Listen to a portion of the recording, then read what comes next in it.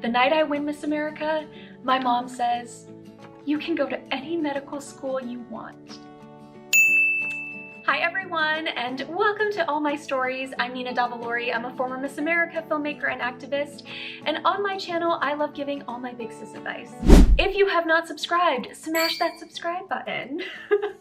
I'm just trying out and see how that feels. Do we like it? Do we not? I don't know. Anyways, today's video I am really excited about because I have been wanting to do this for a year. So this is specific to how I told my parents I don't want to go to med school, but I think this can be applied across the board for things that you are doing or not doing. So yeah, let's get right into it. It's story time, so I'm gonna tell you the story. We gotta go back to the second grade.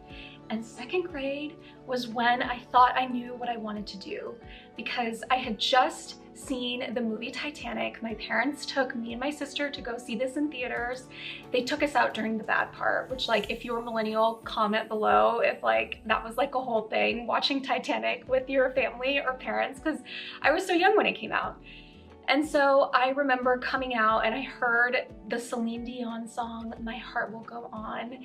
And of course, everyone was listening to that song on repeat.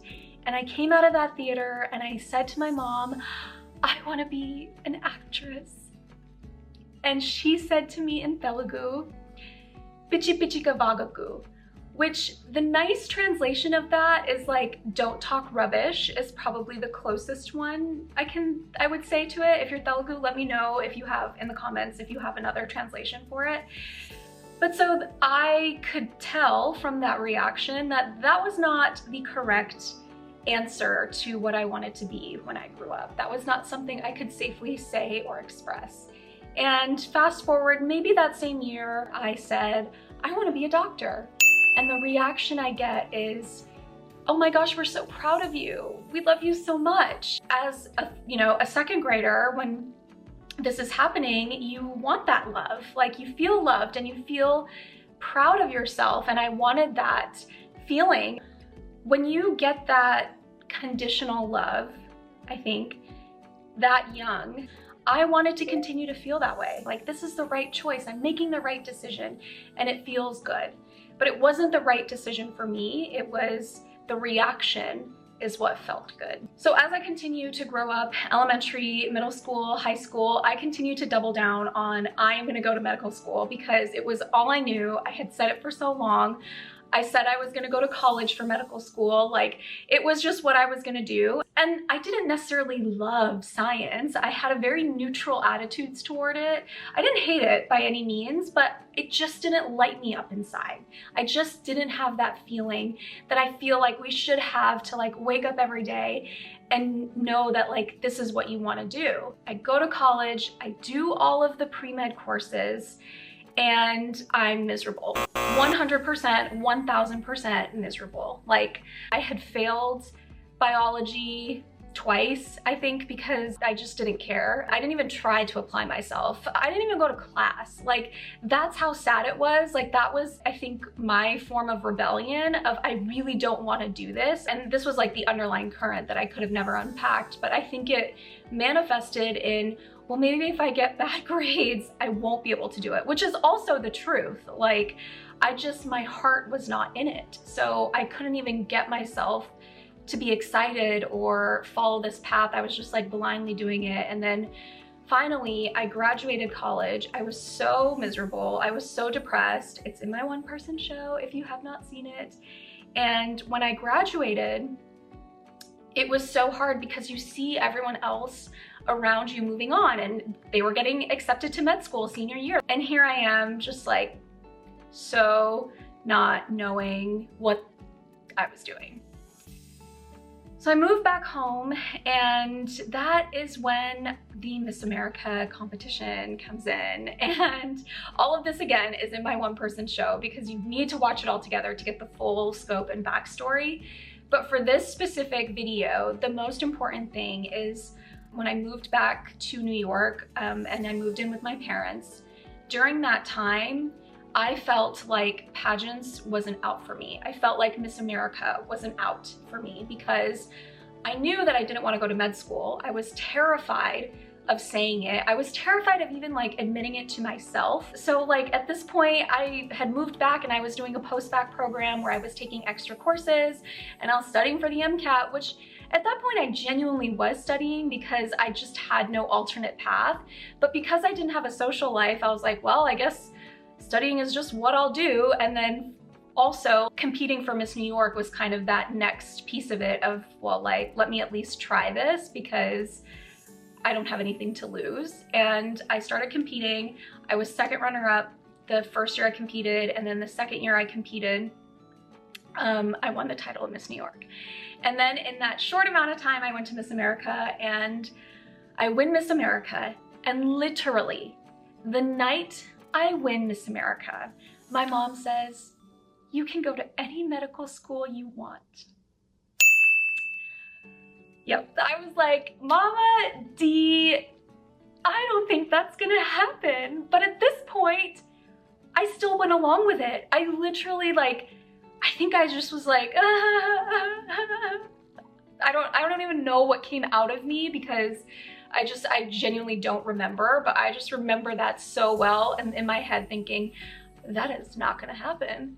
But at the same time, I was like, but I said it's gonna happen. And as I start doing all these interviews and everyone's asking me and I'm going on my press tour and I'm telling people I wanna be a doctor because that was my entire resume. When people asked, it was so second nature because I had been saying it since like the 3rd grade. My life had changed overnight. I had this new opportunity that I'd worked so incredibly hard for to change my life. And I couldn't go back to what was or what I thought was what I wanted, but I didn't have the words for it either. About maybe 2 or 3 weeks later, I was in the midst of filling out the general application for medical school. Like I remember actually opening it and filling it out, and it was at an event in DC, and the Washington Post was actually following me around that day.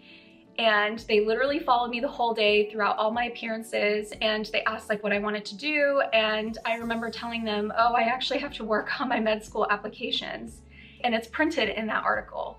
I get home that night, or I get to my hotel room that night, and I just, in the midst of filling out these applications, I'm like, what am I doing?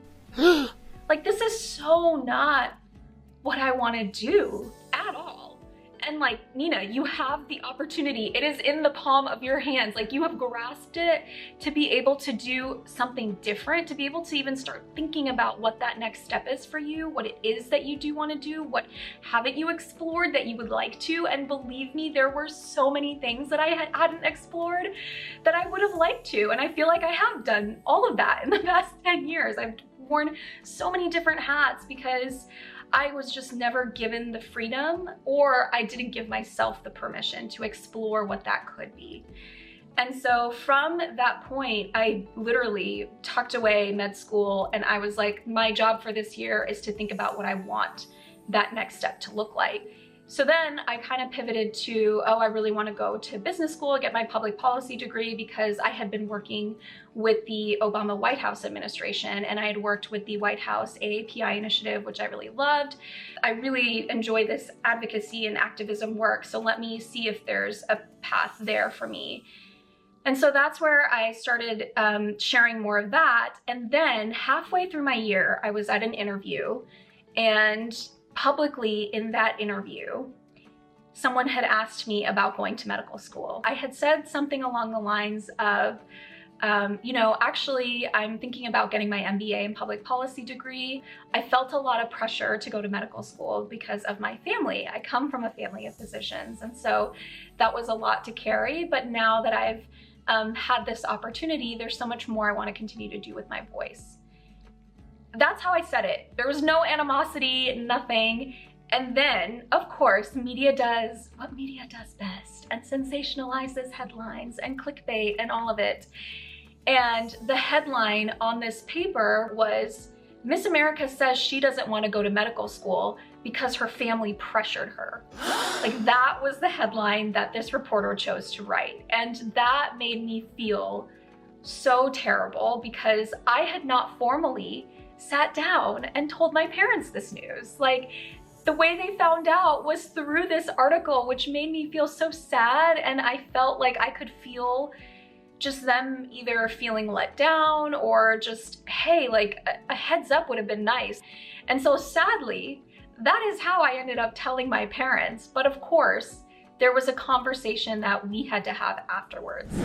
If you are trying to have the conversation with your parents or your caregivers about not wanting to go into medical school or not wanting to go into a path that they think might be best for you, as you go into this conversation, I want you to remember that your parents ultimately want you to be happy. They really, really do. And I 100%, why am I getting so sweaty? And I really do believe that to be true. And the reason why I think so many immigrant parents try to push their children into the categories of doctor, lawyer, engineer is because of the stability. And I think the traditional formula to happiness was you do all these things, you become successful, you're stable, you're happy. We know that that is not true, but for them it was. I think that's a large part of their sacrifice, I think, that they had to make for us to be able to actually pursue the dreams that we have within ourselves. So just keep that in mind going into this conversation, because I think when you approach it from a place of empathy, of knowing that they really do want what's best for you and want you to be happy, but like, you are the only person who knows what is best for you. You are the only person who knows what's gonna make you happy. And it's that feeling, it's that dream that only you have because it's meant for you. I really believe that we don't have dreams that we're not capable of achieving, because you have that dream for a reason, because you are capable of achieving it. And so whatever that is, I think we have to go inside first and reflect on what you want and why, and that does come with a little bit of work and a little bit of time. And when you go to open the conversation with your parents, the first step is ask them why. With my parents specifically, what I wish I had done differently is ask how they feel first, because I just went into my spiel. But I think what would have been more effective is, why do you feel like I need to be a doctor? Or why do you want me to pursue medicine? Like, why is it so important to you? And I feel like hearing what they would have said would have been really helpful for me to understand, one, where they're coming from, but also redirect that conversation and address some of the things that they had maybe thought. Starting by listening to them would have actually been a little more helpful and smoother in that conversation, because the way I said it was, I have this new opportunity, I have to pursue it, I don't want to go to med school, it just doesn't feel like the right thing for me, and I don't know what I want, and I'm gonna, maybe think about grad school or maybe business school. And because I had said something along those lines as I was just fumbling my words, my family was like, okay, well, at least you're thinking about business school. Like, we just want you to have higher education. And so then that kind of became the shtick, I guess. But I think what I would have done now, looking back on it, and why I'm trying to pass this advice along, I think the second thing I would have done is gently and kindly explain to them why I want to move into the path that I want to move in. And I didn't have the ability or the words to really be able to do that in the moment. But I think as you're thinking about what career, what path you might want to take, if you are able to explain your why, explain the experiences you've had. I'm not saying like, oh, just pivot and pick something random and go to your parents and talk to them. No, do the work first. Do the internal and work and ask yourself questions. What is it that you want to do? And then do the research and lay it out for them. You have to lay it out for them, because I think the biggest thing and the biggest barrier in this conversation is that your parents don't know what they don't know. And so when you tell them you want to pursue a career, for example, I said acting, and they don't know what that looks like, or they have a version of what that looks like in their head that is not their definition of success, that's when they get nervous. And I think that's really where the disconnect happens, is because they just don't know. And I think when we approach them with, this is why I want to join this career, this is how I'm going to do it, this is where I can see it going, this is what I'll be able to do in the world, this is why I'm going to feel fulfilled, laying it out like that changes the conversation completely. It's not you against them. You are on the same team. And I think if I had remembered that I am on the same team as my parents, it wouldn't have been so nerve-wracking going into the conversation. Like, you really are on the same team because ultimately your parents want you to be successful. I assume you want to be successful. I know that like winning accolades and career does not necessarily mean that, but we're going to talk about it in the traditional sense of successful. And how you get there can be different. Getting from A to Z can be different. And I think that anxiety builds in just having an open and honest conversation with them. That is the full story of how I told my parents I don't want to go to med school. And so once you have that moment of clarity, I hope this helps you get to the finish line of speaking with your family. I wish I could say that the hard conversations end there. They do not. There are always hard conversations to be had. I've had to have other moments of telling them, and the way that I did was to be able to, exactly what I said, was to be able to listen to their why, come in with my why, and recognize that we are on the same team and we all want the same outcome, and just getting there might be a little different. And you have to do that in your way, in your time, because this is your life. This is the rest of your life.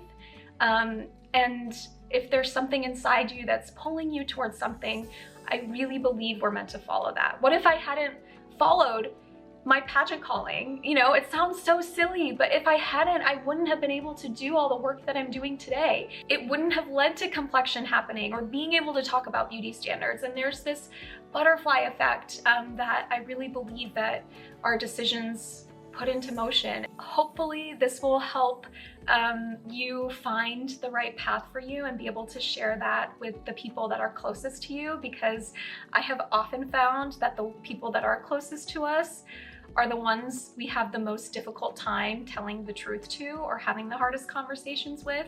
And I hope that as I share all my stories, which is why I'm doing this, it helps our community be more open. It helps our community be happier. It helps our community look beyond the surface level of what we are supposed to do and being defined by that, because we are all so much more than that.